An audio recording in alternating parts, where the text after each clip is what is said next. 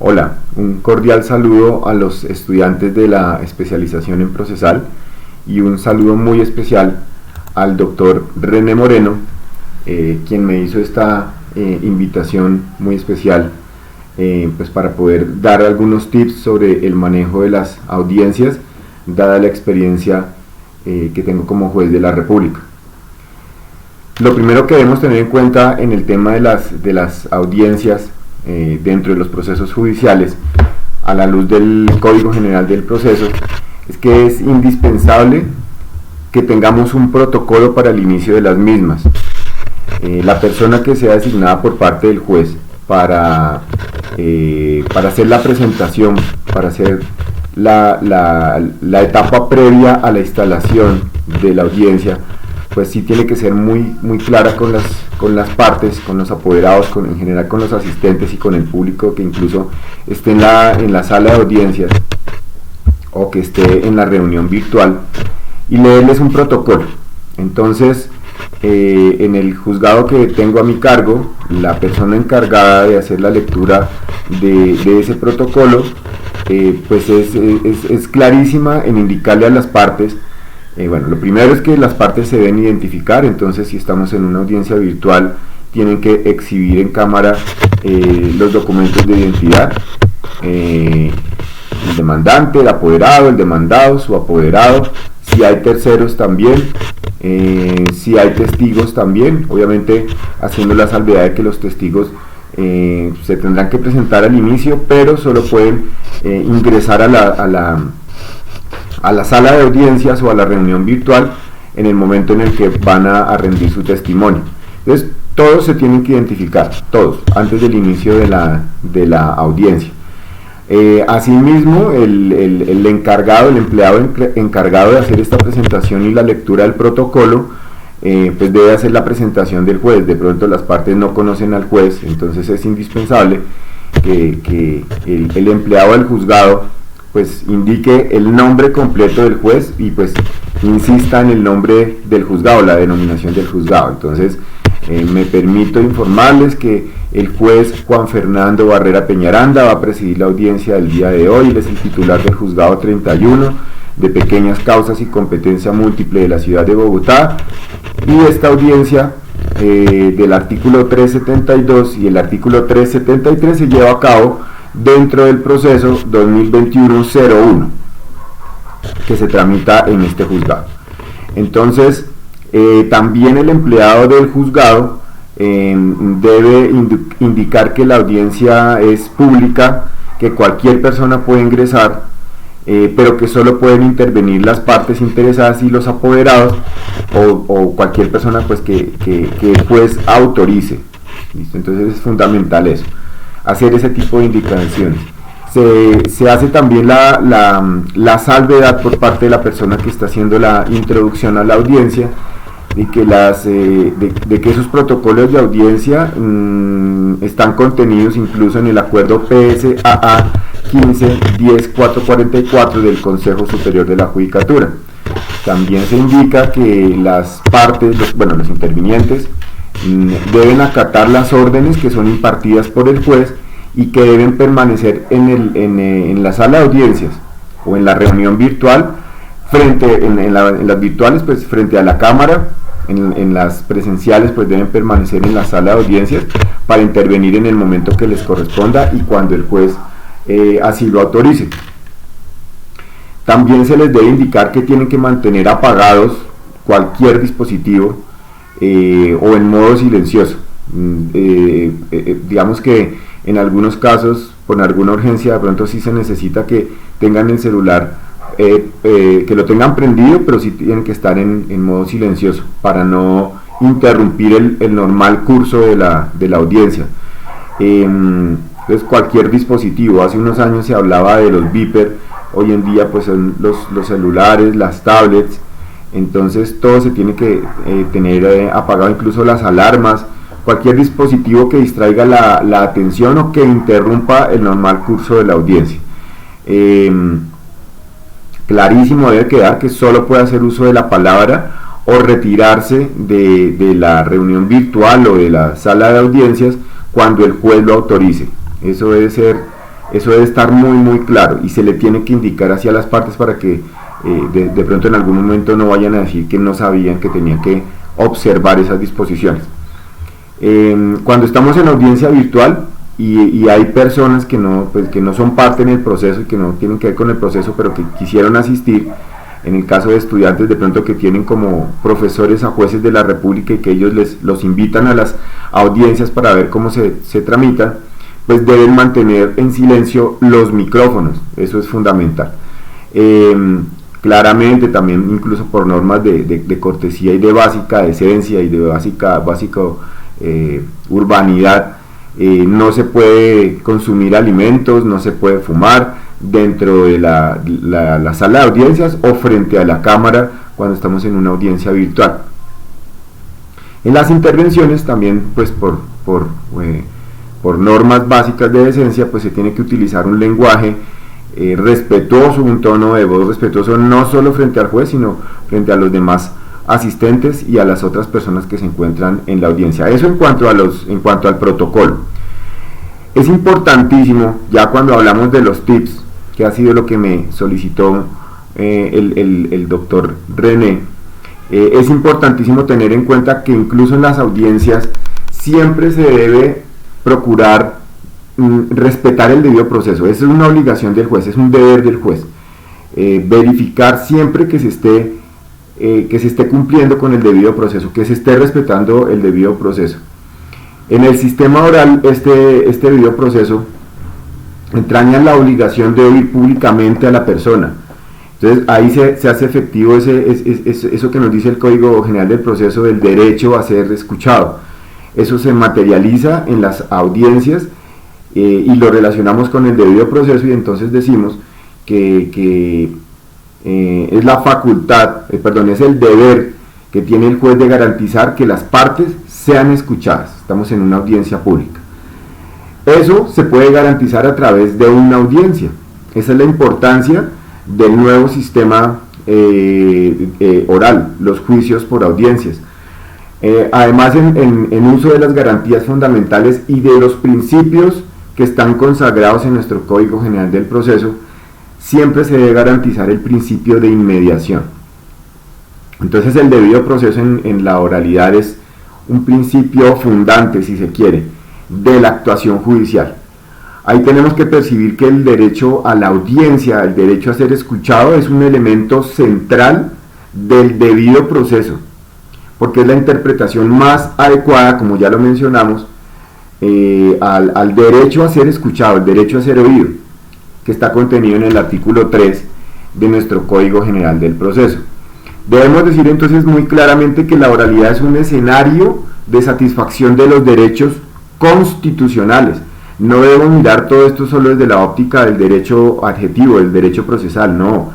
En el derecho procesal se materializa el derecho constitucional, las garantías, los principios que están recogidos por el derecho constitucional, por nuestra Carta. Entonces estamos guiados por principios que dan potestades, que le dan al juez la facultad, el poder, y eso genera la probabilidad de impartir derecho, impartir justicia, de hacer efectivo el derecho a partir de una contextualización en la que el juez garantiza el diálogo. Ese diálogo, ¿cómo se hace efectivo entre las partes? Pues a través de todas las garantías constitucionales que están contenidas obviamente en nuestra Carta. Entonces, digamos que en la audiencia oral, que está precedida de garantías, y que esas garantías son parte integrante de los derechos al debido proceso y al acceso a la administración de justicia, y que esas garantías son entre otras la inmediación y la concentración, pues es la oportunidad, esa audiencia es la oportunidad que tiene el juez de conocer a las partes. Las partes tienen la oportunidad de conocer el juez, por eso es indispensable, como ya les mencionaba, pues que conozcan al menos el nombre del juez, y ya cuando inicia la audiencia pues pueden verse con el juez puede conocer a las partes, ver sus reacciones, ver cómo están pidiendo o cómo están excepcionando. Es la oportunidad que tiene el juez de establecer ese diálogo entre la administración de justicia y los ciudadanos, y entre los ciudadanos y la administración de justicia y los ciudadanos que tienen un conflicto entre sí. Esa es la oportunidad.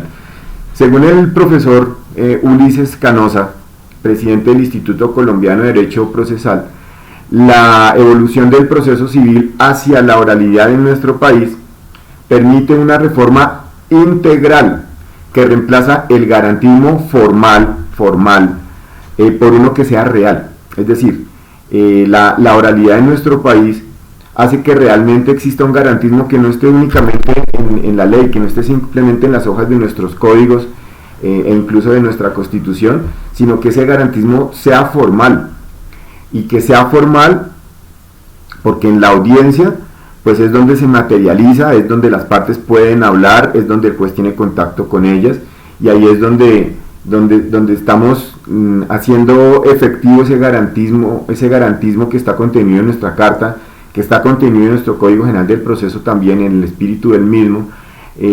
Lo estamos volviendo cierto, lo estamos viendo formal, un garantismo formal de los derechos fundamentales de todos.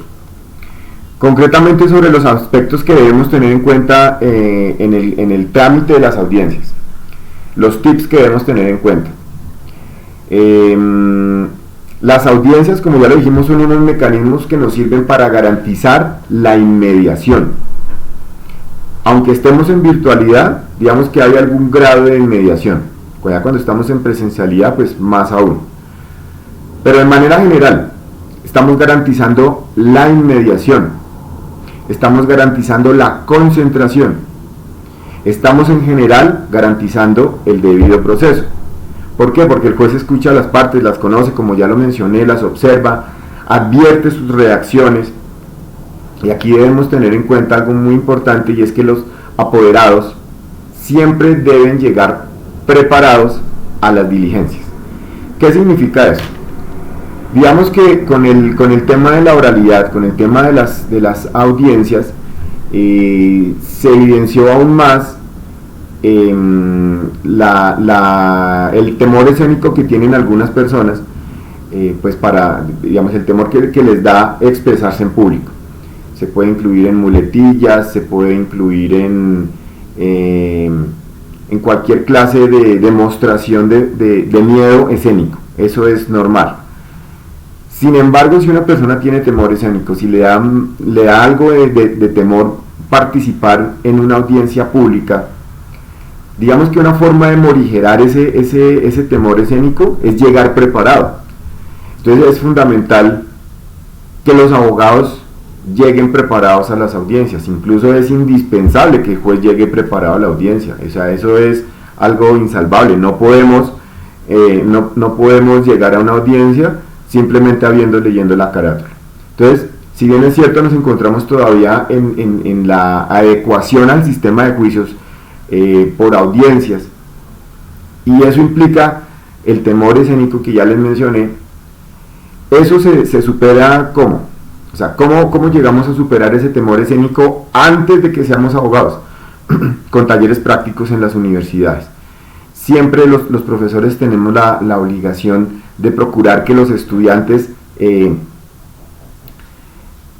pierdan ese temor escénico, y eso se logra se logra esa punta de ensayar y cometer el error, y eso se hace desde la universidad. Pero supongamos que los abogados que ya pasaron por el pregrado, que de pronto están en la especialización y ya tuvieron que enfrentar ese temor escénico en una audiencia, fundamental que se hagan de pronto ejercicios antes de llegar a las audiencias, pero fundamental que lleguemos preparados a las mismas, que no nos quedemos solo con que yo sé que el nombre del demandante es tal, el demandado es tal y la clase de proceso es tal, pero si no he leído el expediente, si no sé los pormenores del plenario, si no sé por qué etapas hemos pasado, por qué llegamos hasta acá, si no conozco los pormenores del proceso, y tengo temor escénico, pues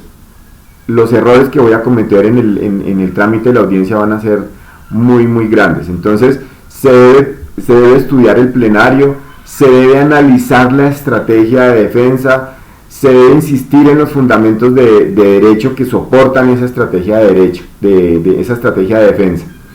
De esa manera, quien tiene miedo a expresarse en público se va llenando de seguridad cuando está preparado y cuando empieza a hablar en la audiencia, cuando hace uso de la palabra que le fue concedida por el juez. Si está preparado y empieza a hablar, se va llenando de confianza. Eso, digamos que es una buena manera de soportar y de llevar ese temor escénico, pues a pasarlo, o sea, convertirlo en una fortaleza, preparándose uno para la audiencia. ¿Y por qué se llenan de fuerza y se llenan de confianza a medida que van hablando? Pues porque tienen los argumentos, tienen el conocimiento de las normas en las cuales soportan su estrategia de defensa, y pues eso de alguna manera va haciendo que la gente se llene de confianza y esgrima un argumento como corresponde frente al juez. Entonces, indispensable es llegar preparados a las audiencias.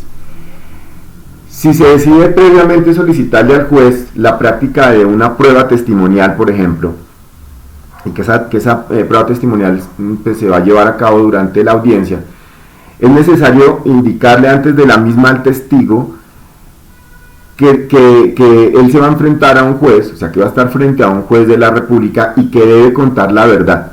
Eso es indispensable que se le diga al testigo eso.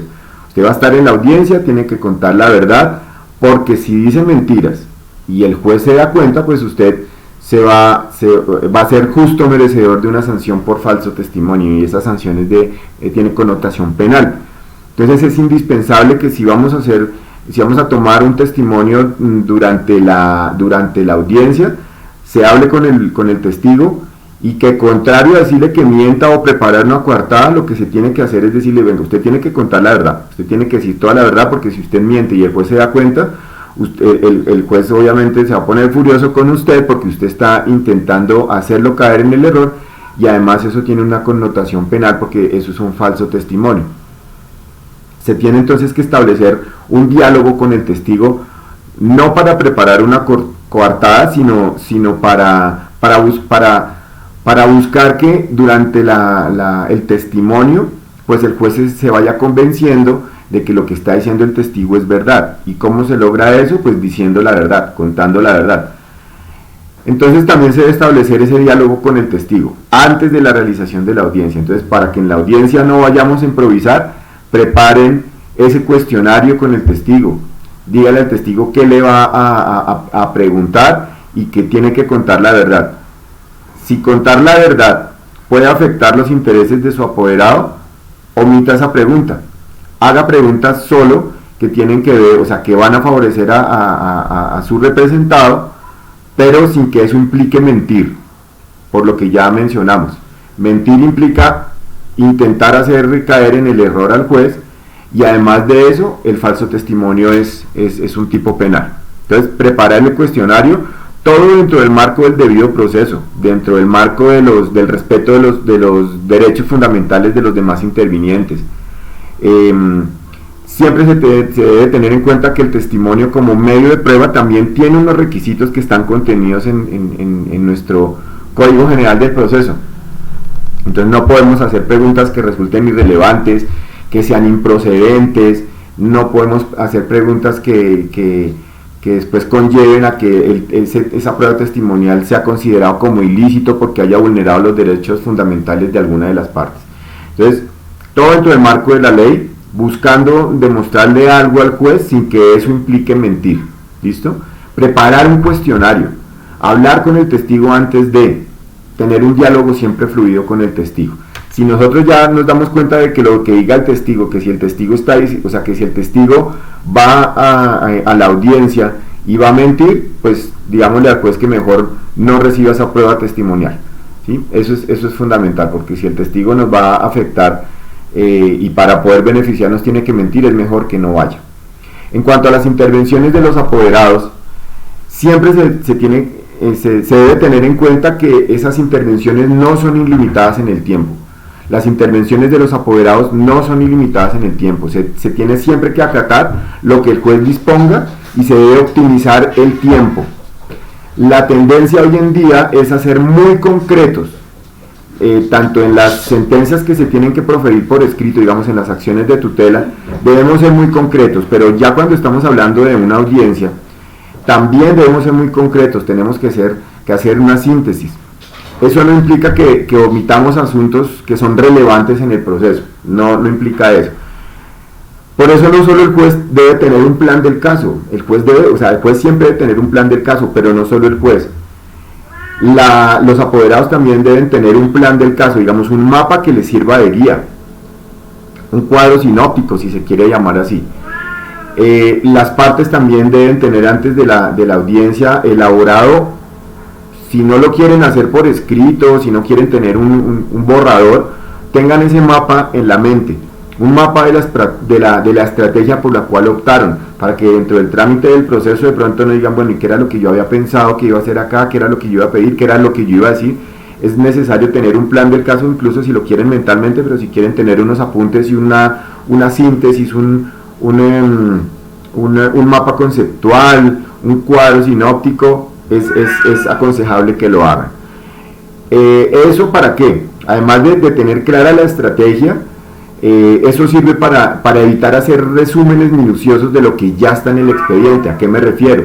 Hay abogados que a veces, digamos, por ganar tiempo y por demostrar que están preparados, pues hacen un recuento de lo que ya está en el expediente. Eso no es necesario, tenemos que ser muy concretos. No es necesario que hagan un resumen nuevamente de los hechos, porque eso está en el expediente, y de pronto el juez, cuando instaló la audiencia, también hizo una síntesis de eso. Entonces no es necesario que nos devolvamos a decir lo que ya está en el expediente, incluso lo que ya se dijo en la audiencia, o lo que ya dijo la contraparte.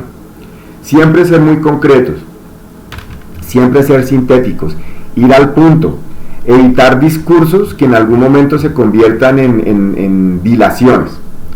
Ni el juez ni las partes, como ya se dijo, pueden abusar del tiempo que ha sido previsto para la audiencia. Recordemos entonces el principio de concentración. En la medida de lo posible, pues tenemos que procurar porque todo se agote en una misma audiencia. Porque si hacemos la audiencia el día de hoy, pues procuremos que, bueno, o sea, no podemos ser inhumanos y hacer una audiencia de 20 horas, si en algún momento se tiene que suspender y programarla para otra fecha para poder finalizarla, lo tenemos que hacer, pero en la medida de lo posible, tratar de que ese mismo día todo se agote, eso en virtud del principio de concentración, y que en esa misma audiencia, en ese mismo acto, pues lleguemos a la solución del conflicto, que es lo que tenemos que buscar los jueces. Más allá de simplemente limitarnos a proferir una sentencia, tenemos que solucionar un conflicto. Entonces debemos tener en cuenta la concentración como principio también fundante del Código General del Proceso y como principio fundante de la oralidad. Tenemos que procurar entonces realizar en una sola audiencia todo lo que se tiene que hacer para intentar llegar a una sentencia, para lograr que se llegue a una conciliación, o si de pronto las partes deciden solicitar la suspensión del proceso porque están buscando fórmulas de arreglo, o ya llegaron a una fórmula de arreglo y quieren solicitar la terminación del proceso. Recomendable entonces tener ese mapa conceptual por escrito o en la cabeza y tener esa síntesis, ese cuadro sinóptico de la estrategia que se va a seguir, hacer una síntesis, evitar discursos que impliquen hacer un resumen de todo lo que ya está en el expediente. Por otra parte, como ya lo mencionamos, la tendencia actual y que cobra cada vez más vigencia es ser concreto, ser muy puntual y además ser muy claros. ¿Qué implica esto último? Los discursos que hace muchos años, a los que hace muchos años acudían los abogados para convencer y para conmover a los jurados, cuando existían los jurados de conciencia, digamos que había abogados que acudían incluso a las lágrimas, digamos, lloraban cuando intervenían, pues para poder convencer a los jurados que no eran abogados, que no eran conocedores del derecho. A eso ya no debemos acudir. ¿Por qué? Hoy no tenemos jurados de conciencia. Hoy quien toma la decisión es un juez de la República y tiene que tomar esa decisión en derecho, no tomar la decisión en equidad. Entonces, hacer esa clase de discursos en los que hay lágrimas, en los que se quiere convencer a partir de la lástima, llorando, eso pues no sirve, ¿cierto? Tampoco debemos acudir a latinazgos, a frases que llegaran al alma del juzgador. Eso ya no tiene cabida. ¿Por qué? Resulta que los jueces no están sometidos a lo que digan las fibras de su corazón, sino al imperio de la Constitución y la ley. Aunque haya personas a quienes no les guste, los jueces deben tomar las decisiones bajo el imperio de la Constitución y la ley, y no lo deben hacer a pedacitos. Tampoco tiene cabida lo que algún ministro dijo hace poco, y es que los jueces no deben ser tan apegados a la ley. No, claro que deben ser apegados a la ley, y claro que tienen que estar completamente apegados a la Constitución, no medianamente, no parcialmente, completamente. El juez tiene que apegarse a la Constitución y a la ley, y no tomar las decisiones según lo que diga su corazón, sino bajo el amparo de la ley y bajo el amparo de la Constitución. Tampoco el juez se tiene que dejar influenciar por medios de comunicación, por redes sociales. No, el juez no está instituido y no se posesionó para ser popular o para ser querido, sino para impartir justicia basándose en la ley y en la Constitución. Por eso no tiene cabida intentar impresionarlo con lástima, con lágrimas. Eso no tiene cabida. Se tiene que procurar ser en extremo claros, muy claros. Lo que queremos es que tanto los servidores judiciales como las partes, los terceros y en general la ciudadanía, porque estamos en una audiencia pública y puede acudir cualquier persona, entendamos que los abogados de las partes y el juez, lo que las partes y el juez están diciendo, eso es lo que se quiere, que todos logremos entender lo que el apoderado de la parte demandante está diciendo, lo que el apoderado del demandado está diciendo, lo que el juez está diciendo, lo que el testigo dijo. Incluso tenemos que ser tan claros que logremos entender fácilmente lo que un perito en su dictamen pericial nos quiso decir. Obviamente hay frases técnicas, hay palabras técnicas, pero la idea es que todos entendamos lo que se está diciendo. Entonces, no solo lo que el juez dice, lo que todos estamos diciendo. No apliquemos entonces la máxima de confunde y reinarás. No, eso ya no tiene aplicación. Confunde y reinarás, quítenlo. La estrategia de confundir puede ser una daga de doble filo, porque si ustedes intentan confundir al juez o a su contraparte, después ese boomerang se les puede devolver y se puede convertir en un proceso disciplinario en su contra.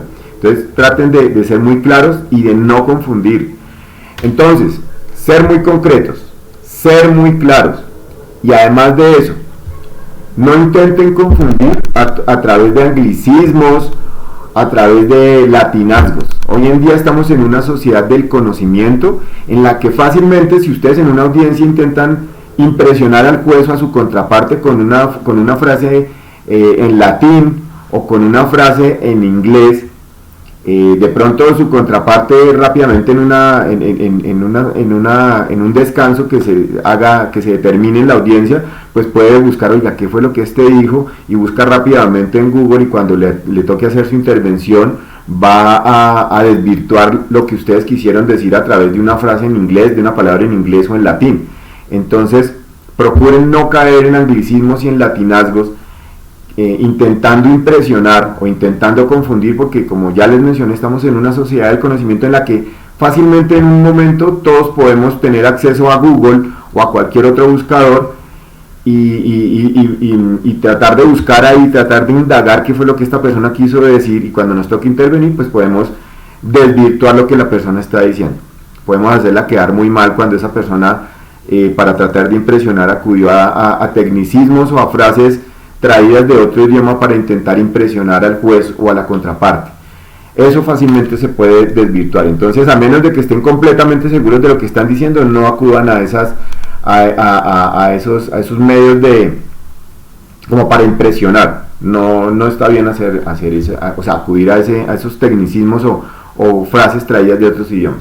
Finalmente, debemos evitar acudir a recursos, o sea, no presentar recursos que no caben por la clase de proceso. No está bien intentar, bueno, voy a presentar, si estamos en proceso de única instancia, voy a presentar reposición y en subsidio apelación, pues porque ahí no caben. Allí cobra entonces vigencia la preparación de la audiencia por parte del abogado desde el punto de vista del conocimiento de la norma, ¿sí? El conocimiento de la norma para evitar caer en imprecisiones. Tener siempre clarísimo que lo que procede según la clase de proceso es lo que debo utilizar. Entonces, según la clase de proceso, si tengo conocimiento de la norma, si no, seguramente pues podré mirar rápidamente en el código, o incluso si es necesario mirar en la Constitución. Obviamente teniendo en cuenta la clase de proceso, teniendo en cuenta la jurisdicción, teniendo en cuenta la competencia del juez. Hacer entonces peticiones procedentes, que estén ajustadas a la norma. Observemos siempre los deberes y los poderes de los jueces para que lo que le pidamos al juez, pues esté dentro de ese marco del artículo 42, 43 y 44 del Código General del Proceso. Todo obviamente dentro del marco del respeto mutuo y sobre todo siempre la lealtad frente al proceso. No es la lealtad frente al juez, no es la lealtad frente a mi contraparte, ni frente al testigo, ni frente al perito, no, es la lealtad frente al proceso. En cuanto a la virtualidad, importantísimo que siempre dispongamos de los medios posibles, de una conexión adecuada, de unos elementos técnicos que sean suficientes, pero además de eso, que es lo logístico, tener los conocimientos básicos para el manejo de plataformas de videollamadas y de reuniones. ¿Eso para qué? Para que evitemos prender las cámaras y los micrófonos cuando no corresponda, que nos encuentren de pronto fuera de lugar haciendo lo que no corresponde o diciendo lo que no corresponde. También esto nos sirve para evitar caer en bloopers que todos hemos visto, en los que ha quedado grabado los abogados en situaciones completamente fuera de lugar.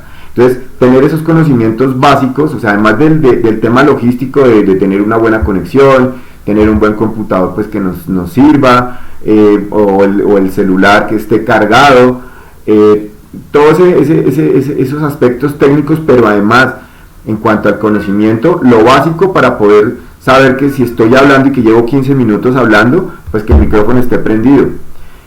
Prender la cámara cuando corresponde, decir lo que corresponde, pues para que no caigamos en esos bloopers que después se resultan convirtiendo en memes. El juez incluso también debe ser muy cuidadoso en ese sentido, en prender la cámara, apagarla, el micrófono, conceder el uso de la palabra, activar o desactivar el micrófono a la persona que está hablando. Obviamente también todo dentro del marco del respeto y dentro del marco de los poderes tanto de ordenación y de instrucción del juez como los correccionales que el mismo tiene. Entonces todos tienen que ser absolutamente cuidadosos, esto en cuanto a la virtualidad, ser muy cuidadosos en ese sentido. Aunque estamos en virtualidad, siempre tenemos que ser muy prudentes y siempre tenemos que ser muy diligentes. El trabajo remoto y el estudio remoto también no implica per se una relajación, o sea, que estemos trabajando desde la casa o que estemos estudiando desde la casa no implica que nos vayamos a relajar, de ninguna manera. Tampoco debemos ver el trabajo remoto o el estudio remoto como un desentendimiento de la formalidad. No olvidemos que en las audiencias públicas virtuales también está presente la dignidad de la justicia, aunque el juez esté en la casa, también ahí está presente la dignidad de la justicia. Por eso ahí también se debe cumplir con uno de los deberes del juez, y es, digamos, estar con su toga. El juez no puede estar, digamos, en camiseta o con un blazer, pero obviando la toga. La toga la tiene que tener aunque esté en su casa. Es necesario entonces que tengamos también en cuenta que el origen de estas disposiciones procesales, las que están contenidas en nuestro Código General del Proceso, el origen de ellas es constitucional. No las debemos ver como trabas, como requisitos de pronto que no podemos cumplir o que resultan incluso hartos. No lo debemos ver de esa manera. Tenemos que ver esas disposiciones procesales desde la óptica del derecho constitucional. ¿Por qué? Porque lo que siempre se busca es dar efectivo cumplimiento a lo que está contenido en el artículo 29 de nuestra Constitución, el debido proceso. Los principios que se derivan, los principios constitucionales relacionados con el proceso que se derivan de este artículo 29. Entonces, todo lo que hacemos dentro del proceso y las normas procesales en general deben ir de la mano de lo que la Carta establece. Desde la perspectiva del derecho constitucional es que vamos nosotros a entender lo que las normas adjetivas pretenden. Ya con esto finalizamos estos tips así muy breves. Espero que hayan sido de utilidad esas apreciaciones. Les auguro éxitos en la finalización de este módulo de la especialización en procesal, en los siguientes módulos, y en general les deseo éxitos en el desempeño de sus labores profesionales. Hasta una próxima oportunidad. Doctor René, muchísimas gracias por la invitación y espero que haya sido de utilidad este breve video con algunos tips a tener en cuenta en el desarrollo de las audiencias y en general en cumplimiento de lo que la ley nos indica y lo que la Constitución nos impone. Muchísimas gracias.